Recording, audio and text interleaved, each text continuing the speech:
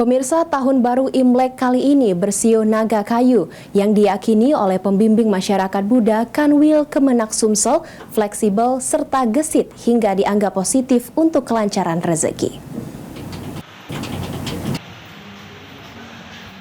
Tahun Baru 2024 kali ini atau dengan sebutan Tahun Naga Kayu mempunyai makna sendiri. Menurut pembimbing masyarakat Buddha Kanwil Kemenak Sumsel, Aris Cahyanto, naga kayu diyakini fleksibel serta gesit sehingga dianggap positif untuk kelancaran rezeki. Oleh karenanya, Tahun Baru Imlek yang jatuh dengan Tahun Naga Kayu bisa mendatangkan kesejahteraan, kebahagiaan, dan kedamaian. Tahun Baru Imlek 2575 atau dikenal sebagai Tahun Baru Naga Kayu. Harapannya semoga dengan Tahun Baru Imlek ini semua mendapatkan berkah, kebahagiaan, kesejahteraan, kedamaian, dan semua dilancarkan dalam usahanya.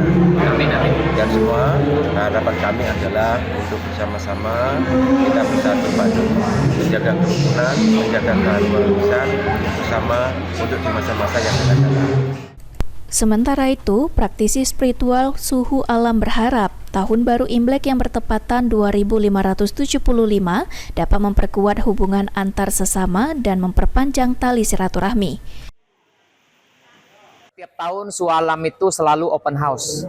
Open house ini salah satu ya kita selalu memberikan silaturahmi ya, selalu bersilaturahmi, selalu menciptakan, mewujudkan silaturahmi yang baik, supaya apa ke depan kita bisa mendapatkan hubungan yang lebih baik lagi.